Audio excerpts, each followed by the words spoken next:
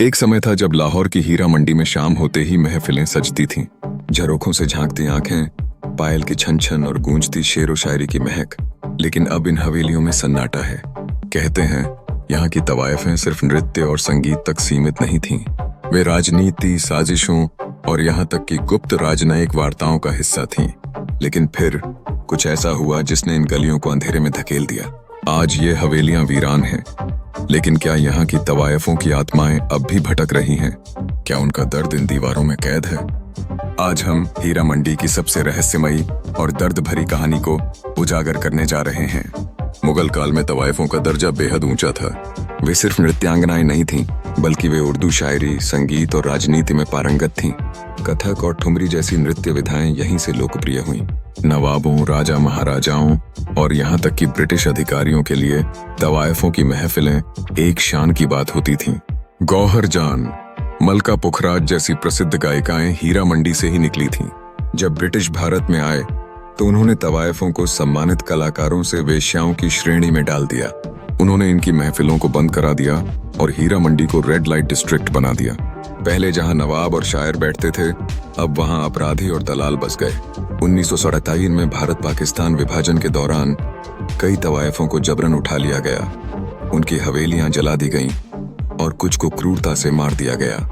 उनमें से कई ने इस अन्याय के कारण आत्महत्या कर ली और अपनी आत्माओं को इस जगह से जोड़ दिया। तब से कहा जाता है कि हीरा मंडी पर एक श्राप है। जहां एक बार कोई लड़की फंस गई, वहां से वो कभी आजाद नहीं हो पाई। स्थानीय लोगों का कहना है कि रात के समय कुछ हवेलियों में बिना किसी इंसान के कथक की थाप गूंजती है।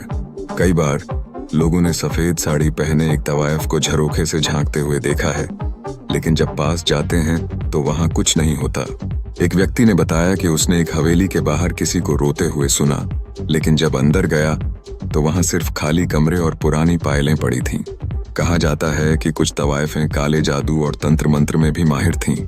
कुछ लोगों ने यहाँ अजीब-ओ-गरीब अनुष्ठानों के निशान, तांत्रिक प्रतीक और विचित्र मूर्तियां देखी हैं। एक कहानी के अनुसार एक तवायफ रूबी जान ने अपने प्रेमी के धोखे के बाद खुद को श्राप दे दिया था और तब से उसकी आत्मा यहाँ भटक रही है। आज भी हीरा मंडी में कुछ घर ऐसे हैं जहाँ कथक और शास्त्रीय संगीत सिखाया जाता है, लेकिन अब यहाँ की नई पीढ़ी अपनी पहचान को लेकर संघर्ष कर रही है। पाकिस्तानी सरकार ने इसे एक सांस्कृतिक केंद्र बनाने का वादा किया है, लेकिन क्या यह हो पाएगा? क्या तवायफों का सम्मान लौट सकता है या यह इलाका हमेशा अंधकार में ही रहेगा? हीरा मंडी की ये गलियां सिर्फ बाजार नहीं, बल्कि अनगिनत दर्द, अनकही कहानियां और खोए हुए सपनों की गवाह हैं। क्या आपको लगता है कि इन तवायफों को न्याय मिलना चाहिए था? क्या ये महिलाएं वाकई श्रापित आत्माएं बनकर इस जगह में कैद हैं? अगर आपको यह वीडियो पसंद आया तो लाइक और शेयर करें और अपनी राय हमें कमेंट में बताएं।